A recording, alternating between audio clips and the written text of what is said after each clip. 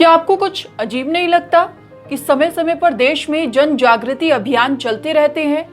अभी ट्रेंड में हर घर तिरंगा अभियान चल रहा है। इससे पहले नोटबंदी, कोरोना के दौरान ताली थाली जैसे अभियान भी चलाए गए। क्या ये अभियान कुछ ज्यादा नहीं हो रहे? ऐसा लगता है कि जनता नर्सरी क्लास में है। उसे नहाने, धोने, खाने पीने से लेकर सोने, जागने का तरीका सिखाया जा रहा है। पर जनता की मूल समस्याओं पर सरकार जैसे आंखें मूंदे बैठी है। जनता जानती है कि देश में महंगाई इस समय चरम पर है, पर सरकार को ये दिखती नहीं। पिछले कई महीनों से बुनियादी जरूरतों को पूरा करने के लिए जनता बढ़ती महंगाई से जूझ रही है। इस हफ्ते में पहले ही सीएनजी, पीएनजी, दही चावल जैसी चीजों के दाम बढ़ चुके हैं। अब रेपो रेट बढ़ गया है, जो अब 5.40% हो चुका है। आप सोच रहे होंगे रेपो रेट बढ़ने से हमें क्या, तो थोड़ा आसान शब्दों में समझाते हैं। रेपो रेट बढ़ने से अब लोन लेने पर आपको ज्यादा ईएमआई देनी पड़ेगी। महंगाई से किसी के घर का चूल्हा कैसे बुझता है, थाली से भोजन कैसे कम होता है, इसकी चर्चा दूर दूर तक कहीं नहीं है और ना ही कोई तस्वीर नजर आती है।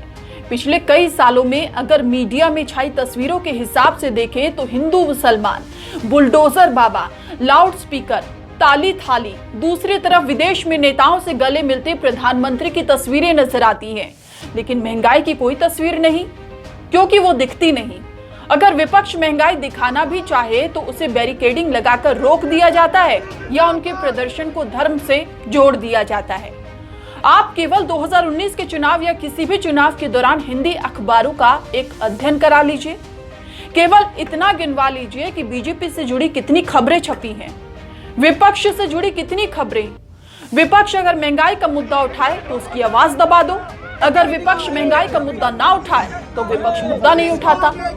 चलिए सब छोड़िए, आप इसका जवाब दे दीजिए, क्या आपके और हमारे प्रधान सेवक ने इन 8 सालों में एक भी खुली प्रेस कॉन्फ्रेंस की?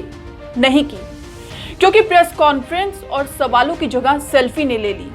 जनता की समस्याओं पर प्रधानमंत्री जी समय समय पर मन की बात करते हैं, लेकिन वो एक तरफा संवाद होता है।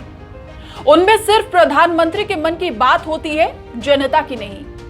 शायद महंगाई है ही नहीं। महंगाई वाकई है तो फिर ये मुद्दा क्यों नहीं बन पा रहा? जरा सोचिए और हमें कमेंट करके बताइए।